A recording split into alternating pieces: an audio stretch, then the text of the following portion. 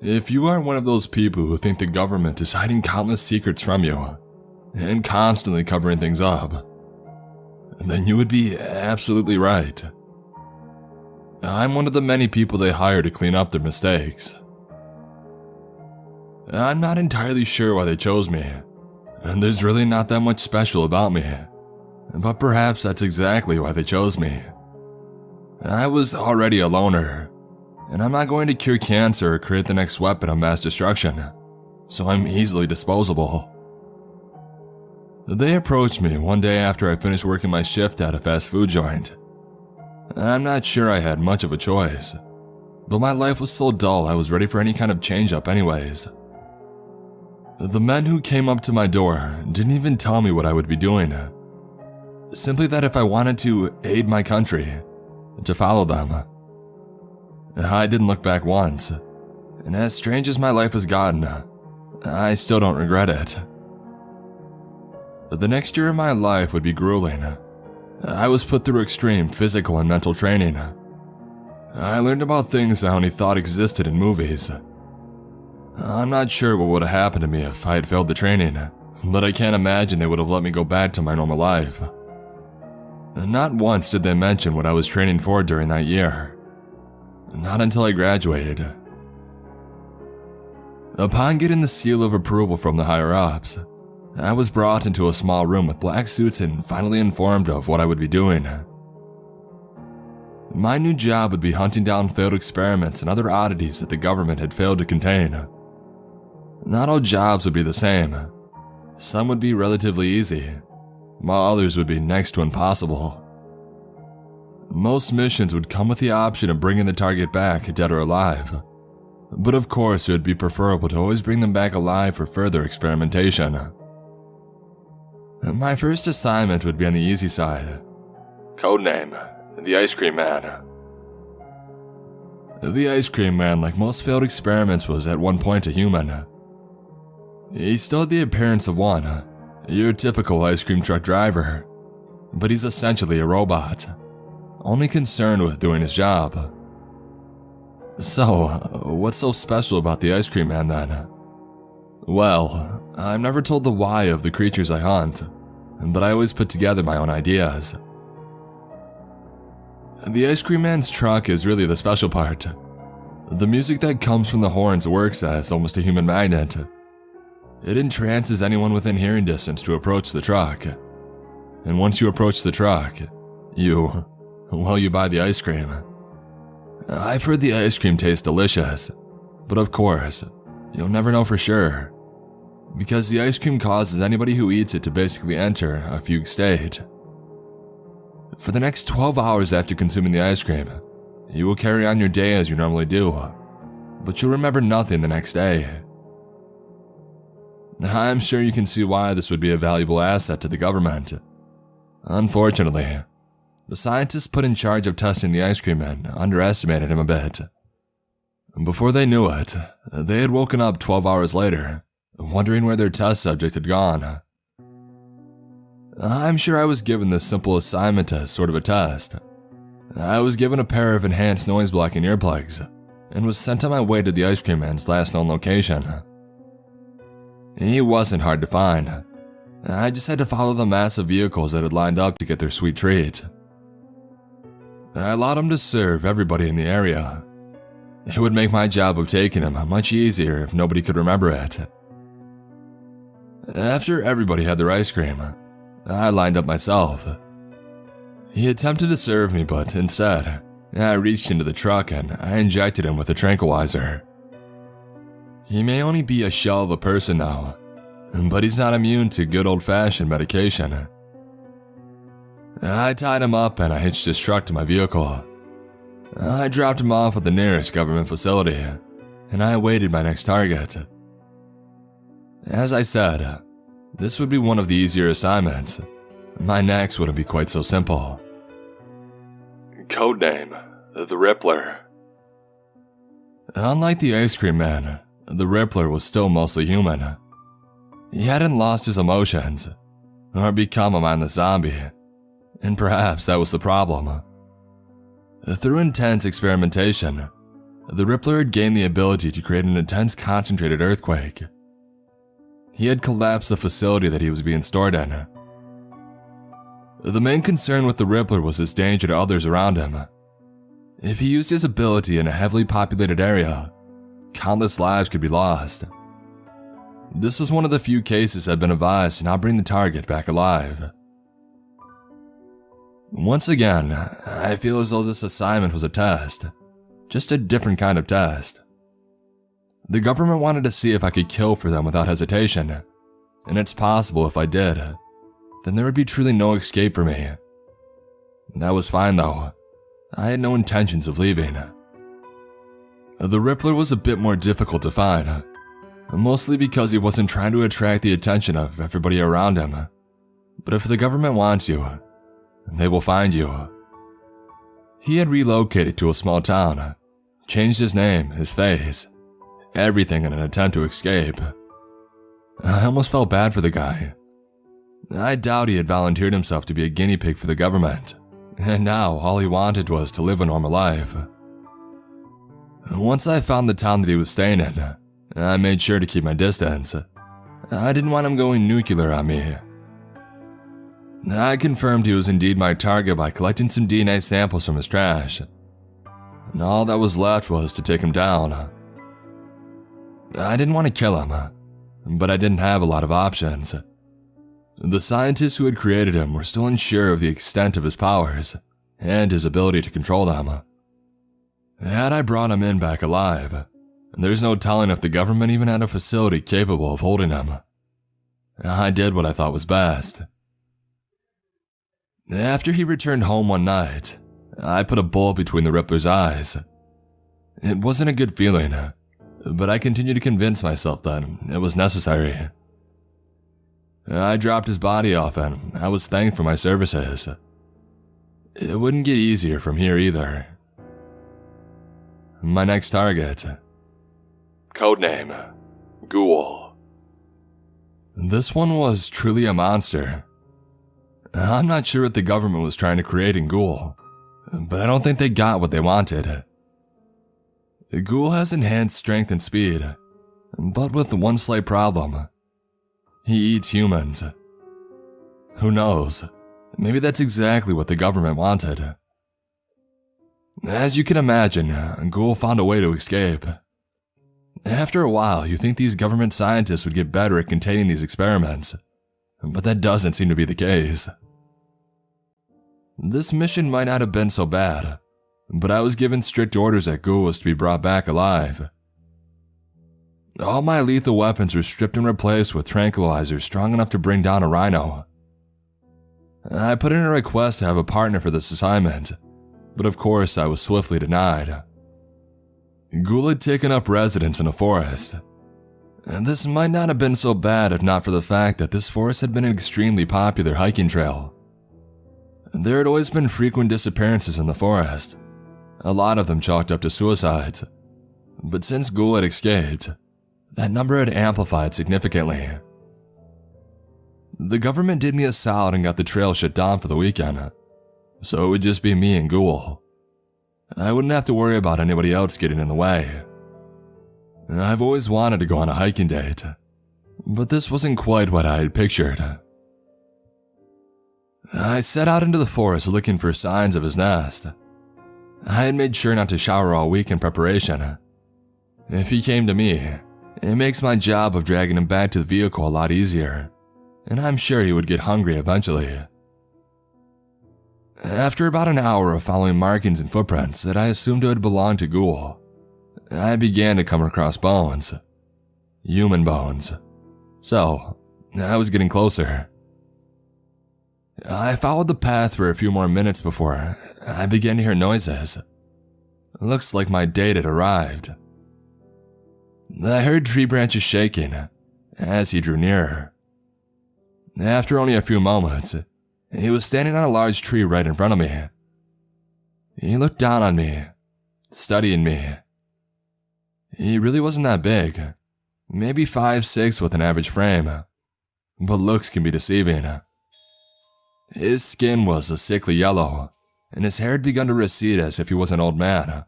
but he was clearly much younger. His eyes were pure white, no longer containing anything else. After a brief stare down, he jumped. There was a good 50 feet between us, so I thought I would have a few seconds to ready myself, but I was wrong. As if he was a video game character, he soared from the tree and landed directly on top of me. I had just enough time to pull out a tranquilizer and shove it into his side, but it wasn't enough. Despite the strength of it, he seemed relatively unaffected. He shrugged it off and proceeded to take a chunk of flesh out of my shoulder. I lay helpless as he began to chew on my flesh.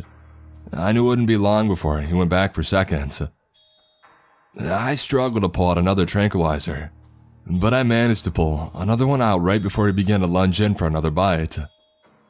I jammed the second directly into his neck. I felt his teeth begin to lock down on my own neck, but before he bit down, he passed out. I let out the biggest sigh of relief of my life, and I pushed him off of me. I placed the special restraints I had been given for him on, making sure the muzzle I was given for him was extra tight. I wasn't sure how long the tranks would last, but hopefully long enough for me to deliver this monster. Despite missing a chunk out of my shoulder, I had escaped alive. This was only one monster that science had created. I can only imagine what my future would have in store for me. After delivering Ghoul, I informed the higher-ups I would need at least a month off, and knowing what they had put me through, they obliged. If anything, they were impressed that I had come back in mostly one piece. Those were a few of my targets. I have many more tales to tell, but that will have to wait. I just received my next assignment, and I must begin preparations. If I survive, I will be sure to post more. So, I'll see you soon. Hopefully. I'm back and I'm in one piece this time. Before I talk about more of my targets, I'm going to address a few concerns from my last post. A lot of you were concerned with my bite that I suffered from Ghoul. As far as I know, I haven't contracted anything. I was told whatever they did to him shouldn't be contagious, but I made them run some tests regardless, all of which came up negative. They did give me some special pills, but I was told these were to help speed up the recovery of my shoulder. It wouldn't surprise me if they were hiding something from me. I just hope that if I do start craving human flesh, I would still have enough mental fortitude to pull the trigger one last time. Another thing I wanted to address is who I work for. I only ever referred to my boss as the government, and that is simply because I have no clue what branch this is. It's possible that this isn't the government at all, but I doubt that. It's far too ingrained not to be. It could be the CIA, but I'm not certain. The only questions I ask are the ones that will hopefully keep me alive longer. Now, let's talk about a few more of my assignments. After my month-long break/recovery from Ghoul, I was given an easier assignment to ease my way back into things. Codename Romeo.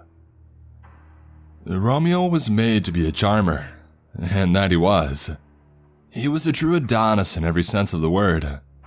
Romeo made the statue of David look ugly in comparison. From what I can tell, he was designed to charm women. Foreign diplomats probably, but instead, he charms anyone and everyone. Which is how he was able to charm his way out of his holding cell.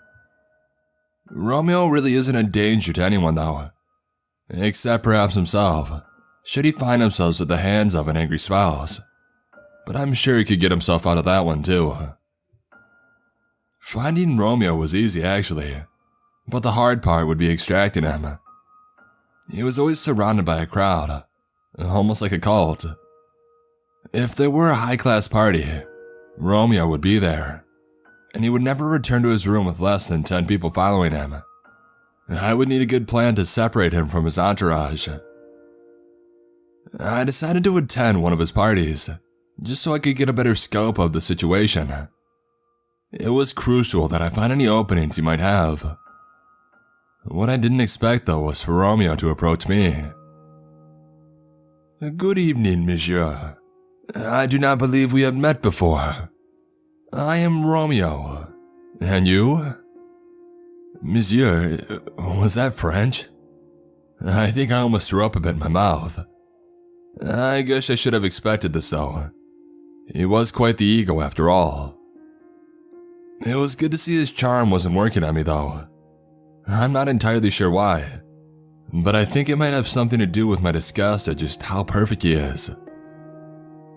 Oh, I'm, James. I'm kind of new here.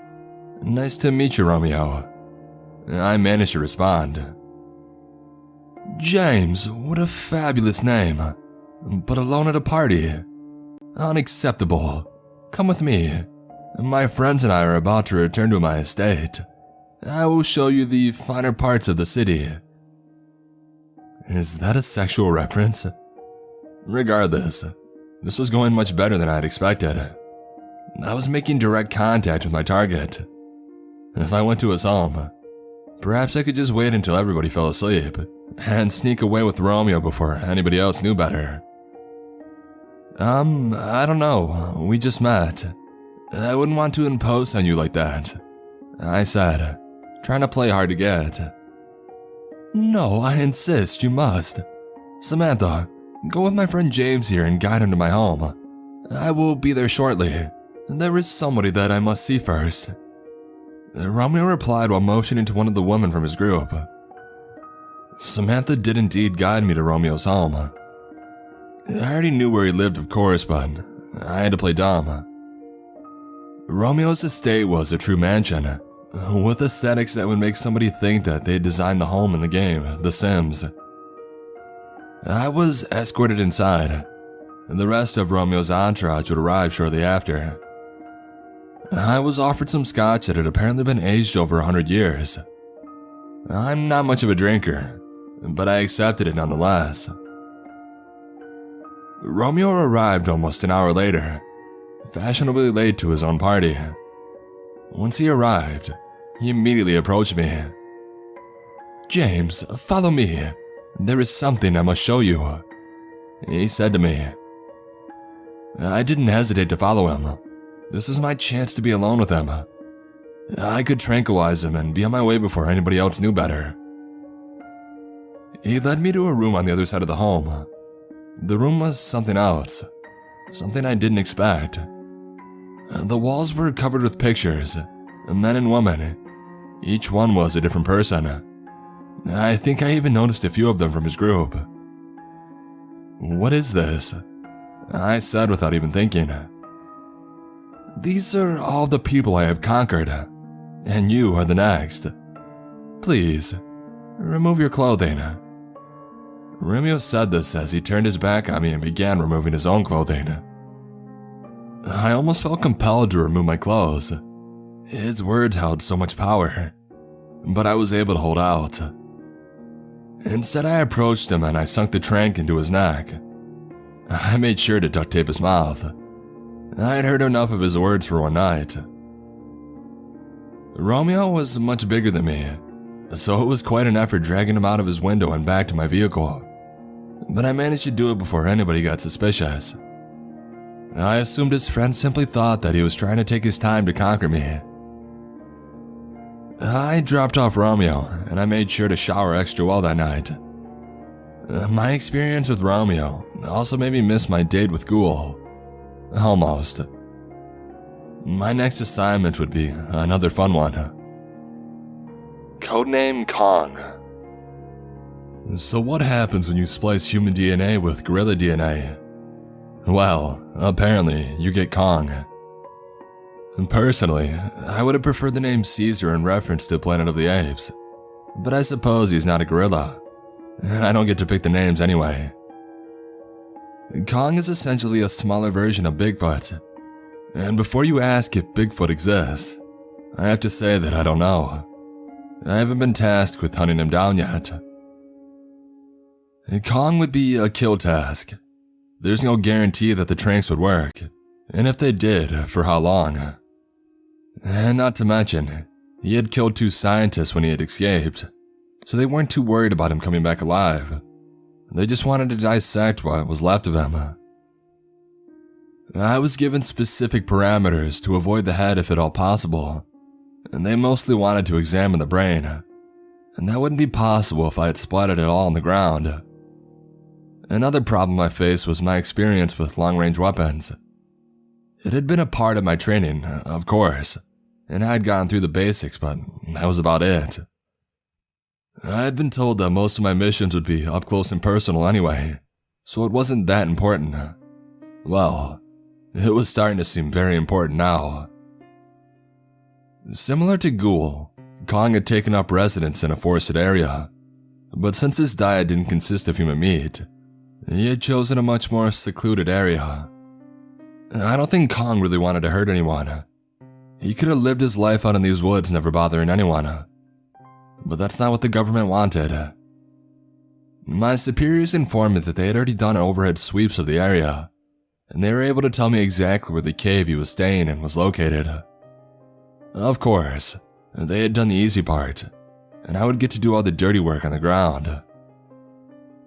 I made my way over to the vantage point overlooking the cave, and I set up the sniper rifle they had supplied me with. And all that I had to do was wait. After a few hours, Kong finally made his appearance. He walked out of the cave and he began to stretch his limbs, the way most of us do after we wake up. I steadied the rifle and I aimed the crosshairs over where I would assume his heart was, and I pulled the trigger. I missed. I hadn't taken into account that the wind had picked up since I had started waiting, and the bullet had strayed to the right of Kong, hitting the rock of the cave. Kong didn't move though. Instead, he simply turned his gaze to me, with eyes that were all too human. He didn't try to escape. He knew I would come eventually, and if it wasn't me, it would be someone else. Kong had accepted his fate. I had killed the Rippler, of course, but that was different. I had done that while he was asleep. I didn't have to see the look in his eyes before he died.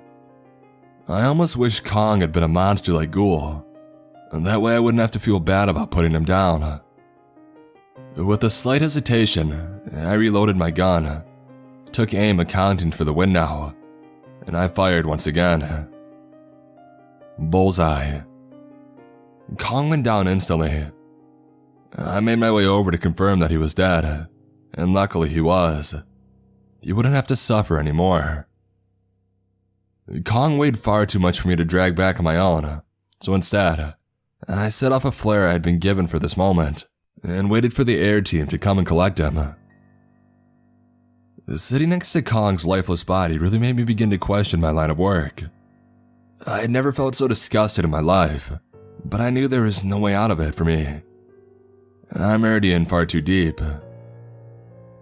Perhaps the government has created another monster in me, and someday they'll have to put me down too. But for now, I'm still doing their dirty work.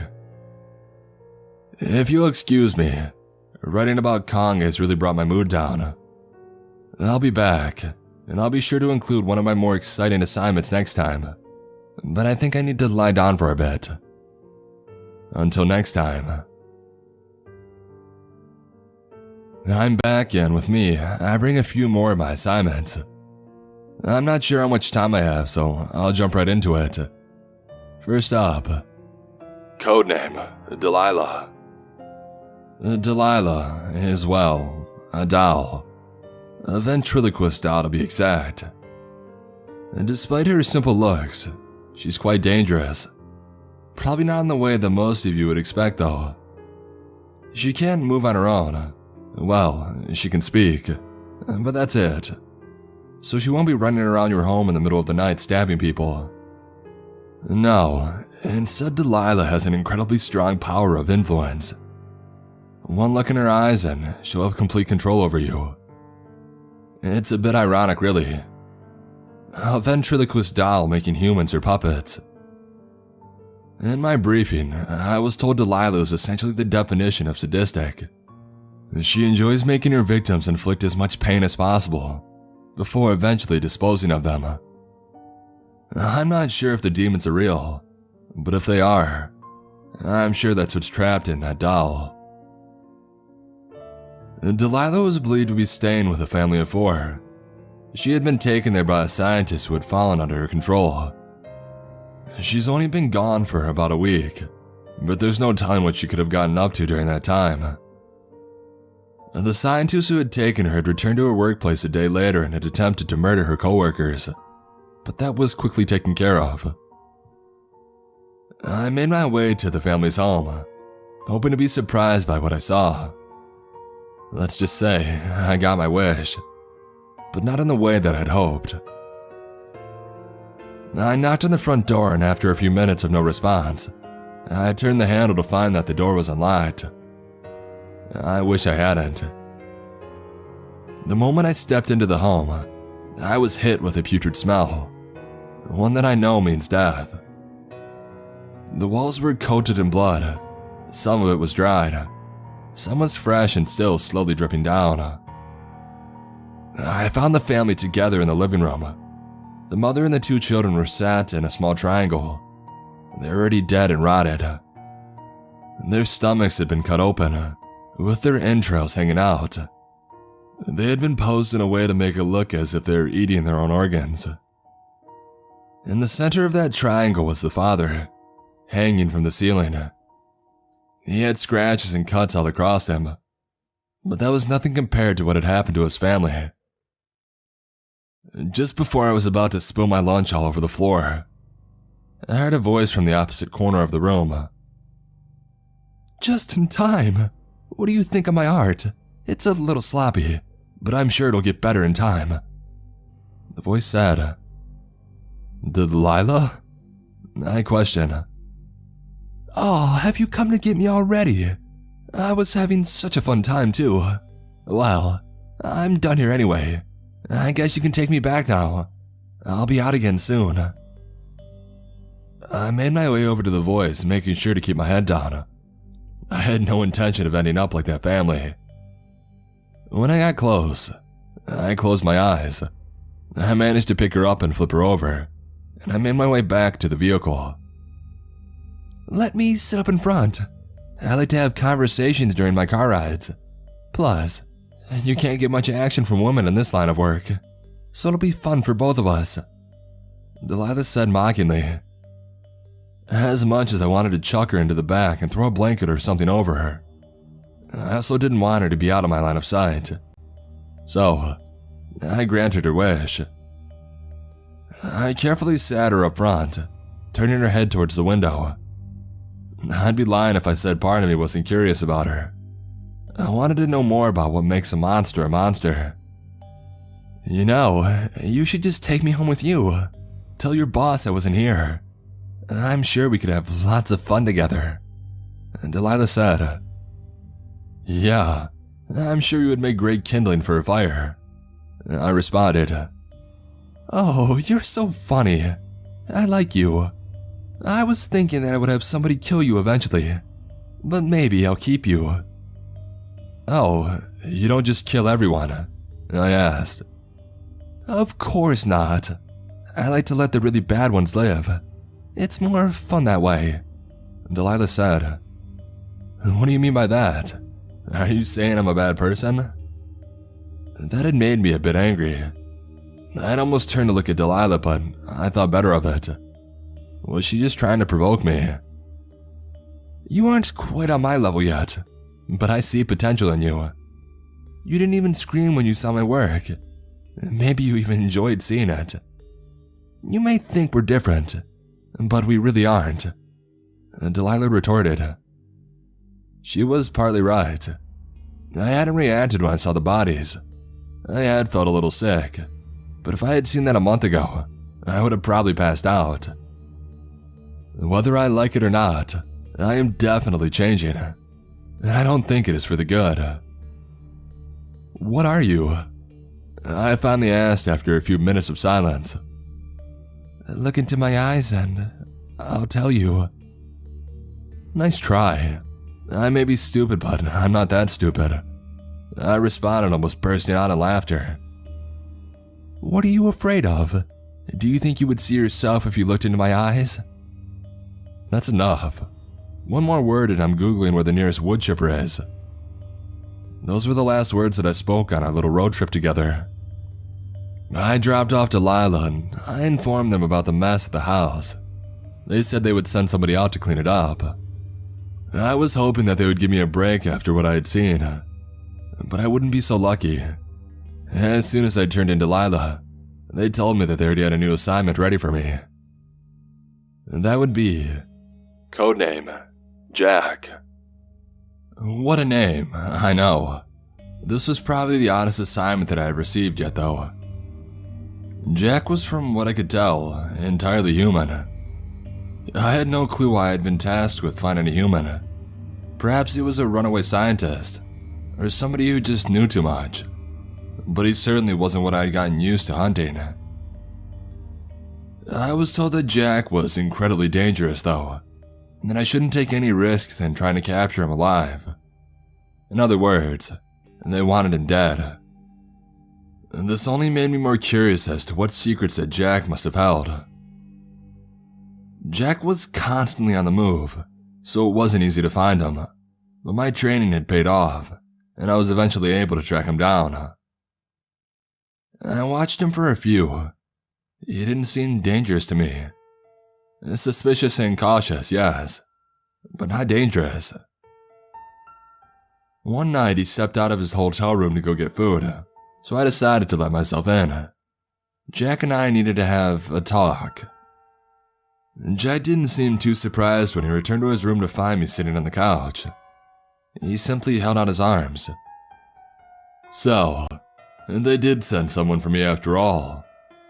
Well, go ahead and do what you have to do. I won't fight it, he said. Sit down, Jack. I just want to talk. Jack raised his eyebrow at this. A curious one, huh? You know what they say about curiosity, right? I rolled my eyes then. I once again motioned for Jack to sit down. Who are you, Jack, and why did they send me after you? You don't know? I'm you, or at least I used to be. They'd tell you where to go, who to kill, who to bring back alive, and we do it, no questions asked. I couldn't handle it anymore though, so here I am and here you are, Jack explained. This took me back for a second. I had known that he had to have some connection to my agency, but I had never considered he had been in the same position as me. So, there really was no way out, other than death, that is. I walked across the room, pulled out my gun, and I killed Jack. I had the answers that I came here for. Perhaps Delilah was right. We aren't so different after all. I returned with Jack's body. I wasn't asked to give my usual debriefing. Instead, I was just given a simple nod and told to go home and wait for my next assignment. I wondered if this was another test. If it had been, I was pretty sure that I passed with flying colors. I understand if you all think less of me for the choices I made, but if it wasn't me, it would be someone else. This was the life that I had chosen, and perhaps the life that was chosen for me. Regardless, I can't back down now. I'm simply one discardable person in the whole scheme of things. Don't mistake my actions for blind loyalty though. I know the people I work for aren't good people. I simply know my place in this world, and the minute I stop being useful, I will end up like Jack. How does that saying go? Better the devil you know than the devil you don't.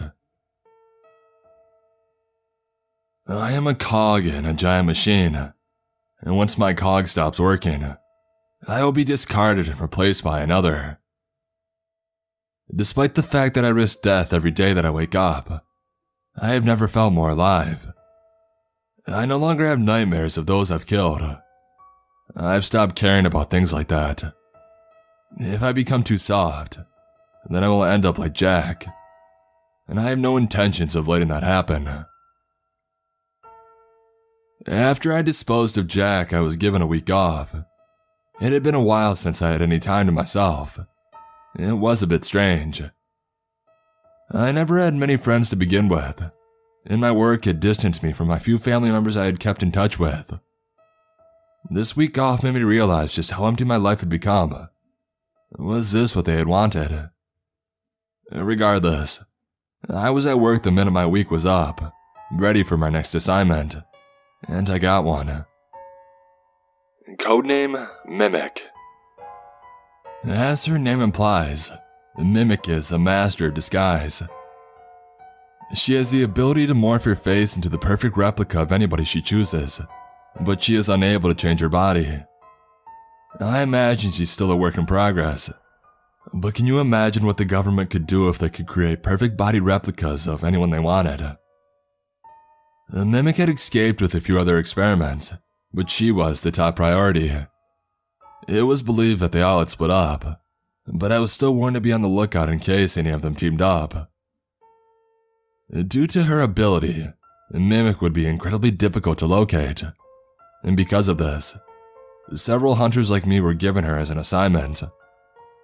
If our information was correct, then she had not made it out of the city we live in yet, but if she had, we may never find her.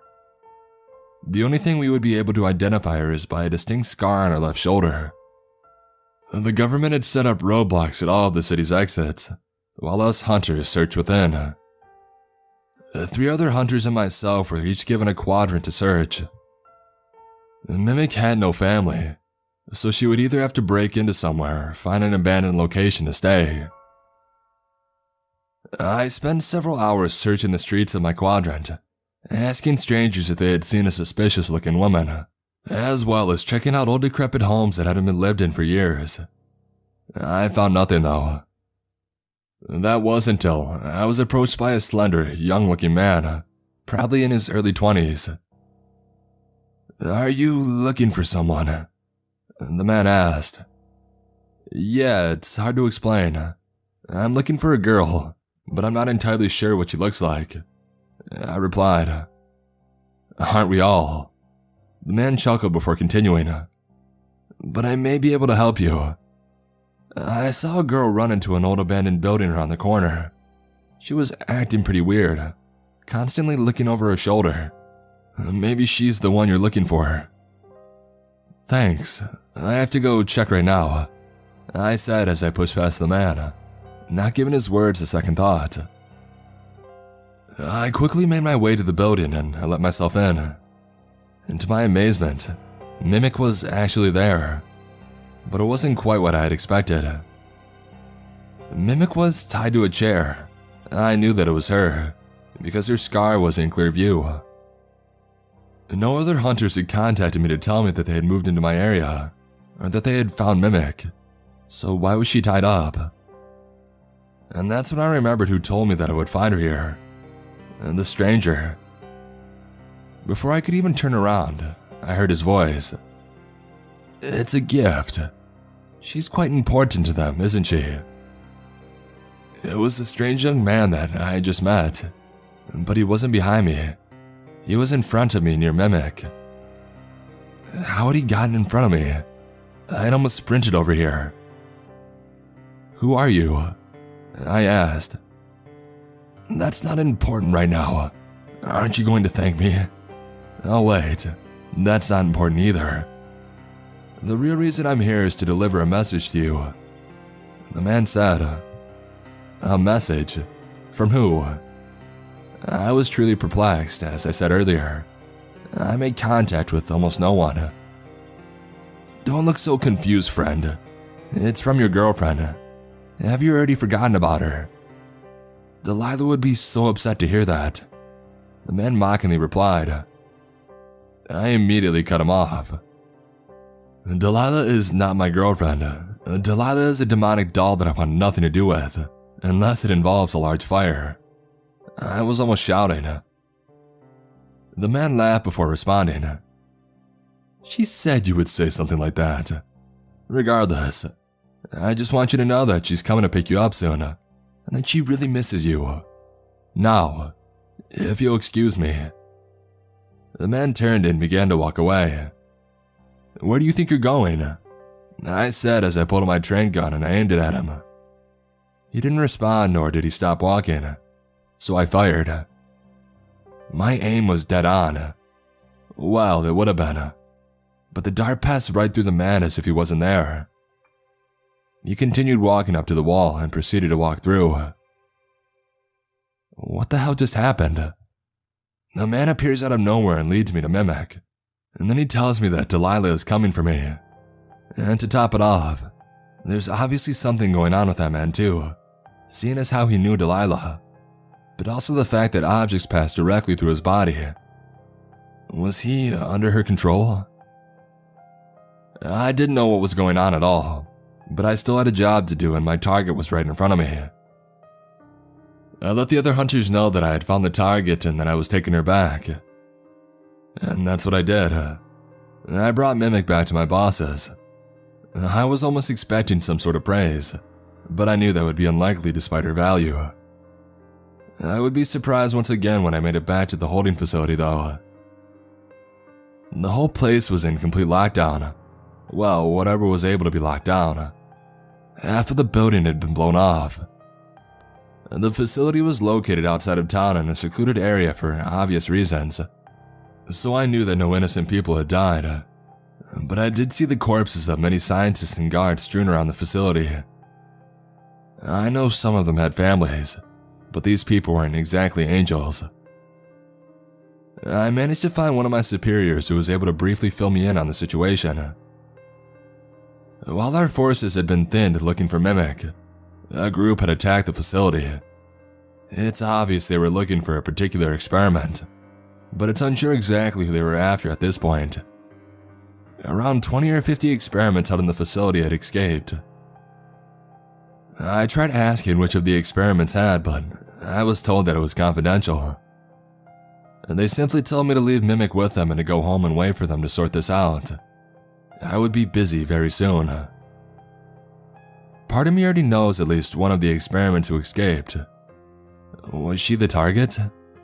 I think it's a big possibility. I was already told that she was coming for me. I'm not sure what's about to happen, but it can't be good. It had been a few days since the attack on the facility. I was temporarily sent home while the government sorted out the mess. With half of the building blown off, it wouldn't do much good to start hunting down the experiments before we had a place to store them. We'd find them eventually anyways too. I was able to sleep for about 4 hours before my phone rang, and it was time to hunt down the escapees. Myself and 3 of the other hunters that had helped look for Mimic were called in. We were given a short list of the experiments that had escaped, and to my dismay, Delilah was in fact on that list. She couldn't move on her own, so it was clear that she was with another one of the experiments. Which one though, I had no clue. I tried flipping through the pages to see if the man I had seen with Mimic was on the list, but he wasn't. We were able to find about half of the 20 escapees within the first day. Some of the experiments just stand out a little bit much, and with nobody to help them on the outside, they were pretty much sitting ducks. And there were still 11 at large though, Delilah of course among those. I kept hoping that every time we found a new lead, it would be the one carrying Delilah, but unfortunately, that was not the case. After doing a quick sweep of the nearby city with no new results, we were all sent home to rest. The government would go through cameras and contact us if they found anything, and they were also calling in reinforcements after the attack, trying to find out who orchestrated it. And there was absolutely no way I was going home with a killer doll stalking me though. Instead, I made sure that I wasn't being followed. I parked my car on a random street and I found a small motel. It was a crappy rundown place, but that oddly made me feel safer. I slept with my lethal gun in hand and my train gun nearby. I knew that I wouldn't be able to sleep much, but it would only be worse for me if Delilah did come, and I was too exhausted to fight back. The night went by with no incidences though, and I was called early in the morning once again. It turns out 2 experiments had been spotted together, They had stolen a car and ran a route to leave the city. The people back at the facility had slowed them down as much as possible with stoplights. They wanted me and one of the other hunters to meet up and follow them. They could possibly lead us to more of the escaped. I was able to quickly meet up with one of the hunters from before. He was probably in his mid-30s, so he had been doing this much longer than I had. Luckily, we were able to catch sight of the stolen vehicle just before it left town. Despite knowing that they had been slowed down, it seemed too easy. The car began taking back roads and eventually pulled into an old cabin. Despite us being the only car behind it for the most time, it didn't seem to show any unusual behavior, as to suggest it knew we were following it. The other hunter pulled over a short distance from the cabin, and he began to ready himself. I pulled out my phone. This was obviously a trap. I thought that maybe I could call backup, but the other hunter stopped me. "Listen, kid, I've been at it a long time. I know this is probably a trap, but do you really think they're gonna send anybody to help us? We're on our own, and you can either help me or sit out here and wait. I'm going in." "Well then, after you, I suppose," I replied coldly. I knew that he was probably right though. The government didn't care much about us. They would probably have just scolded me and asked what I was waiting for. So I began to gear up as well. Death might be favorable compared to whatever Delilah wanted to do with me. The other hunter and I exited the vehicle and made our way as sneakily as possible in daylight. Once we had made it to the door, the hunter made a countdown of 3 before throwing some sort of grenade through the front window. It exploded into gas, quickly filling the home. I couldn't help but wonder why I had never gotten access to these grenades before. After the gas had mostly dispersed, we covered our noses with our shirts and went inside. We instantly found one of the experiments unconscious on the floor. If I remembered correctly, her codename was Trauma. By touching someone, she could force them to see their worst nightmares. I guess since waterboarding is too inhumane, she must be the solution. The other hunter began to make his way over to her, and he began restraining her, while I watched his back. He was almost done when everything went black. When I came to, I saw the other hunter was tied to a chair in front of me. He was still unconscious. I then looked down to see I was in the same situation. I was firmly tied down to a chair. "Ah, you're finally awake," a male voice to my side said. I turned to look. It was the man from before, the one who had walked through the wall. He was also sat in a chair, but he wasn't tied up. I doubt any sort of bindings could hold him anyway. On his lap sat a doll. The doll had a hood pulled up just enough to cover its eyes. The man began to speak. "It's actually a bit funny. Last time we met, I gave you someone tied up in a chair, and now you yourself are tied up. What do you want?" I replied, not in the mood for any games. Not that I had much of a choice. "I told you. Delilah here was coming to pick you up, but instead, you came to see her yourself. How sweet of you," the man said. "Did you really miss me that much?" And Delilah finally spoke up. "Can you just kill me already, or do whatever you're going to do with me?" I responded. "I told you, I let the bad ones live, and you have been quite bad recently. Killing that poor man Jack, it was a bit fast, but I'm sure you still enjoyed it," Delilah said, mocking me. "I just did what I was told. He knew what he signed up for." "Yes, he did. The rest of us are not so fortunate. All of our lives were turned into games by the government. The only difference between us is that you had a choice. The rest of the experiments and myself never had the luxury of knowing what they were getting into," Delilah said. "So what? You want to overthrow the government? Expose them or something?" I questioned. Delilah began to laugh. "Oh, heavens no. They are far too powerful for that. and there are too few of us to even think about challenging them. I simply don't care enough for something like that. No, I simply wanted you. What do you want from me? I may have done terrible things, but I'm still nothing like you. I replied. Oh, maybe not yet, but you will be soon enough. After she said this, 2 new people entered the room. They were both wearing lab coats. The one held a syringe, and once he reached me, he plunged it into my arm, releasing the fluids. Once again, the world went black. I awoke again to find myself looking at 2 bodies. One was the other hunter. The other was mine. Both had a bullet hole in their head. How is this possible? Am I dead? And then how am I still seeing this? I quickly looked down at myself, fearing the worst. I wasn't trapped in a doll. I still appeared to be human. I touched my face and the rest of my body. I still felt solid. I was still capable of picking things up. But why was my body seemingly dead on the floor? It's incredible, isn't it? It looks exactly like you, even down to the fingerprints. One of the experiment's abilities. The other one isn't a replica though. He's quite dead, and done with your gun by the way. This came from the voice of the ghost-like man from before. What did you do to me? I asked. I knew they had done something to me. The man simply shrugged. Nothing. It seems as if your body had rejected the serum that we had planned for you. Rejected? Well, at least that was one thing to be happy about. Although I was still stuck in a room with one of my captors, as well as a dead body and the replica of my own dead body. What now then? I asked, even though I wasn't sure I'd get a direct answer. Since it didn't work, Delilah has one last plan for you. As he said this, the door once more opened.